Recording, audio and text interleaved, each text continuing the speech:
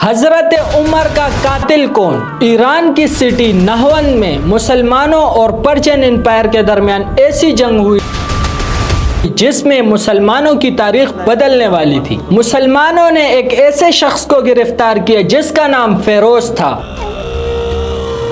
جنگ کے بعد عربوں نے اس کا نام ابو لولو رکھا۔ جنگ کے بعد یہ حضرت مغیرہ بن شعبہ رضی اللہ تعالیٰ عنہ کا غلام بنا۔ یہ غلام باقی غلاموں سے الگ تھا کیونکہ یہ لکڑی اور لوہار کا کام کرتا تھا۔ اس کے علاوہ یہ اور ہنر جانتا تھا۔ اسی وجہ سے اس کے مالک مغیرہ بن شعبہ رضی اللہ تعالیٰ عنہ نے اسے مدینہ لے آیا، جہاں پر یہ اپنے مالک مغیرہ بن شعبہ کے لیے لوہار کا کام کرنے لگا۔ فیروز وہ مسلمانوں سے بہت ہی نفرت کرتا تھا۔ کہا جاتا ہے کہ یہ جب اپنے علاقے کے لوگوں سے ملتا تو ان سے یہ کہتا کاش میں نہاوند کی جنگ میں مارا جاتا کیونکہ عربوں کی وجہ سے ہم تباہ ہو گئے، یعنی کہ وہ مسلمانوں سے بہت ہی زیادہ نفرت کرتا تھا۔ اسی نفرت کی وجہ سے وہ حضرت عمر کے پاس گیا اور اپنے مالک مغیرہ بن شعبہ رضی اللہ تعالیٰ عنہ کے بارے میں کہنے لگا کہ وہ مجھ پر بہت ظلم کرتا ہے۔ تو حضرت عمر نے کہا کہ کس طرح سے؟ تو اس نے بتایا کہ مجھے انہیں ہر روز 2 درہم دینے پڑتے ہیں۔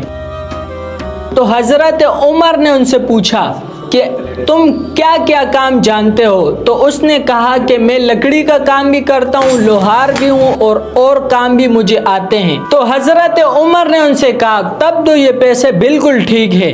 اسی وجہ سے فیروز غصے میں آ کر وہاں سے چلا گیا۔ کچھ دنوں بعد ان کی ملاقات پھر سے حضرت عمر کے ساتھ ہوئی۔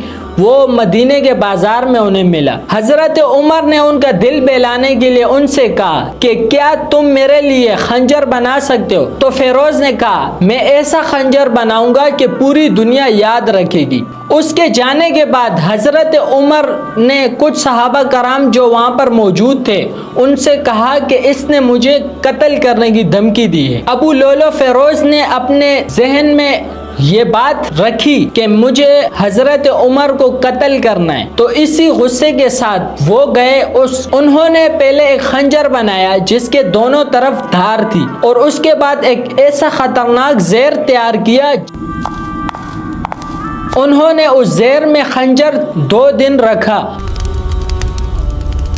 اس کے بعد فجر کی نماز سے پہلے حضرت عمر کا انتظار کرنے لگے۔ تو جب حضرت عمر فجر کی نماز پڑھانے آئے، اللہ اکبر اللہ سے جیسے ہی جماعت شروع ہوئی اللہ اکبر تو ابو لولو فیروز جو کہ پہلے سے ہی جماعت کی صف میں موجود تھا، وہ جلدی سے آ کر حضرت عمر پہ اس نے وار کیے۔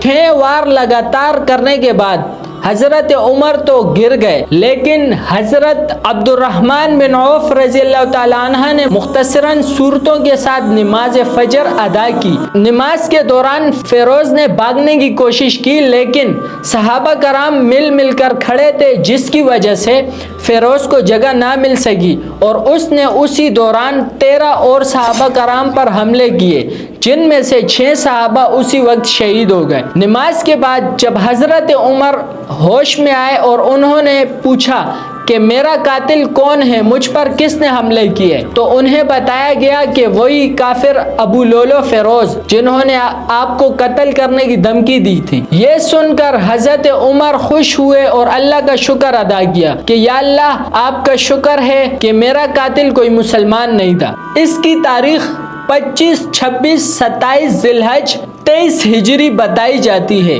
اور 1 محرم الحرام 24 ہجری کو حضرت عمر کی تدفین کی گئی، یعنی کہ حضرت عمر اس دن شہید ہو گئے تھے۔ تدفین سے پہلے حضرت عمر نے اپنے صاحبزادے حضرت عبداللہ بن عمر ان سے کہا کہ حضرت عائشہ کے پاس جاؤ اور ان سے کہو کہ میری بڑی خواہش ہے، میں آپ کے حجرے میں دفن ہونا چاہتا ہوں۔